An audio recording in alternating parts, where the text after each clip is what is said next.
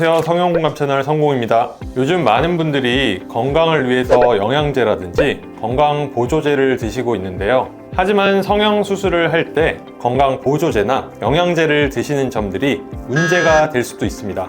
오늘은 이러한 것들이 어떠한 문제를 일으킬 수 있는지에 대해서 알아보는 시간을 갖도록 하겠습니다. 수술 시 발생할 수 있는 출혈을 막아야 되는 지혈을 억제하는 작용을 하는 약이나 보조제일 경우 문제가 될 수 있습니다. 아스피린, 플라빅스 등의 혈소판 응집 억제제도 있을 수가 있을 거고요. 또한 심장 수술을 했을 경우에 사용하는 항응고제인 와파린 같은 경우, 단순히 혈액순환을 위해 복용하시는 은행잎 추출약들, 예를 들자면 기넥신, 타나민 이런 약들이 있을 수가 있을 텐데, 이런 것들은 혈액순환을 잘 되게 해주는 역할을 하거나 아니면 피가 찐득해지는, 약간의 점도가 세지는 거를 방지하는 역할을 하기 때문에 실제로 수술을 할 때는 출혈이 조금 더 되는 경향도 있고, 출혈된 것들을 지혈할 때 지혈이 좀 덜 되는 경우들도 발생을 할 수가 있습니다. 따라서 이러한 약들은 수술할 때 꼭 복용을 금지를 하셔야 됩니다. 또한 이제 영양제로 따져보면 보통은 이제 비타민들을 많이 복용을 하실 텐데, 비타민 성분에 A, B, C, D 여러 가지가 있지만 이 중에 비타민 E 성분은 출혈 경향을 보일 수가 있기 때문에 수술 전에는 꼭 복용을 금지하셔야 될 거고요. 또한 최근에 혈액순환 개선을 위해서 많이들 드시는 오메가3, 이 오메가3 성분에는 지혈을 방지하고 조금 더 피를 묽게 하는 성분이 있기 때문에 수술 전에 장기간 복용하는 것은 금지하셔야 될 것 같습니다. 또한 이런 약이나 영양제는 아니지만 한약이 있을 수가 있습니다. 이 한약 성분 중에는 일부 성분들은 좀 피를 묽게 하고 혈액순환을 좋게 하는 성분들이 포함된 것들이 많이 있기 때문에 꼭 한의사와 상의하셔서 그런 성분이 있는지를 보시는 것도 좋고, 그냥 단순 건강 보조제로 드신다 그러면 수술 전에 한 일주일 정도는 금하는 것이 좋을 것 같습니다.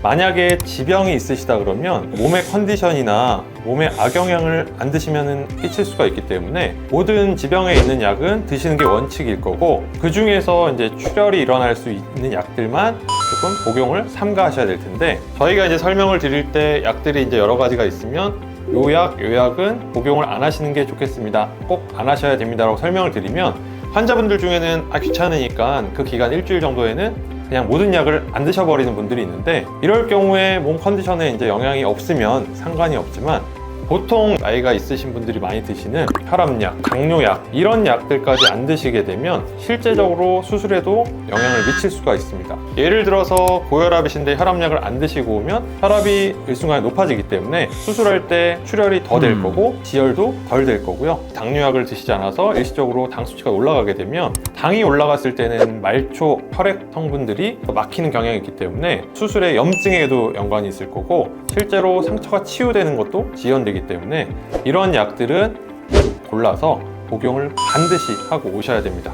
비단 이런 혈압약, 당뇨약이 아니더라도 본인의 지병이 좀 심각한 수준에 있는 지병을 갖고 계신다 그러면 거기에 관련된 이런 복용약들은 꼭 수술 당일날 아침까지 물 소량과 함께 해서 드시고 오는 것이 좋을 거고요. 건강을 위해서 아니면 다이어트를 위해서 무슨 헬스 보조제, 다이어트 보조제를 많이 드실 텐데, 이런 보조제들은 수술에 거의 영향이 없기 때문에 이런 것들은 꾸준히 복용을 하셔도 된다고 생각을 하시면 좋을 것 같습니다. 실제로 정말 혈관을 확장시키거나 혈액을 묽게 하거나 여기에 직접적으로 연관되는 약들은 당일까지 드셔버리면 수술이 당연히 불가능하다고 생각을 하시면 될 것 같지만, 이런 영양제나 보조제들은 혈액이나 지혈, 출혈에 영향을 주는 것들이 조금 더 미비하기 때문에 실제로는 당일까지 드시거나 수술이 대부분은 가능은 합니다.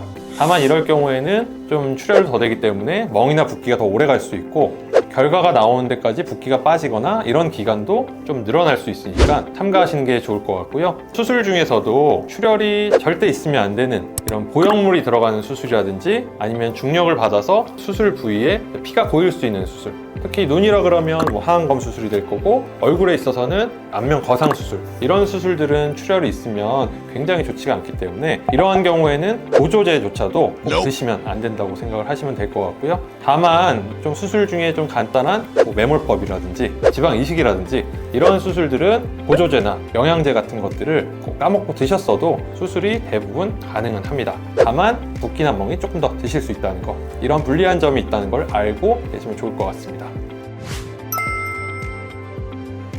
다시 수술 후에 복용하는 이런 기간도 조금 다를 수가 있는데, 실제로 약성분들, 뭐 지혈이 좀 덜 되게 하거나 혈액순환하는 이런 약들은 수술 후에도 가능하다 그러면 일주일 정도까지는 끊어주시는 것이 좋을 것 같고요. 다른 영향이 조금 덜 미치는 이런 영양제나 건강 보조제라고 그러면 수술 후에 한 3일 정도는 금하는 것이 좋을 것 같습니다. 성형 수술을 계획하시는 분들이라고 하면 이런 분들 중에 약을 드시는 분도 있고 건강을 위해서 이런 보조제나 영양제를 드시는 분들이 많을 텐데, 이런 보조제나 영양제, 특히 약들 중에는 수술에 영향을 끼칠 수 있는 이런 약들이나 보조제가 있을 수도 있다는 것을 아셨으면 좋겠고요. 다만 이런 게 무서워서 그냥 싹 끊어버릴 경우에는 약 성분이 유지도 안 될 수도 있고 오히려 안 드시는 것이 또 악영향을 끼칠 수도 있기 때문에 이런 것들은 꼭 수술하는 병원에서 전문의와 상의하에 끊어야 될 약이라든지 끊어야 될 기간 같은 것들을 정확하게 아시는 것이 중요할 것 같습니다. 이 영상을 보시고 더 궁금하신 점 있으시면 댓글로 달아주시면 더 자세히 알아보는 시간을 갖도록 하겠습니다. 이상 성형궁합 채널 성공이었습니다. 감사합니다.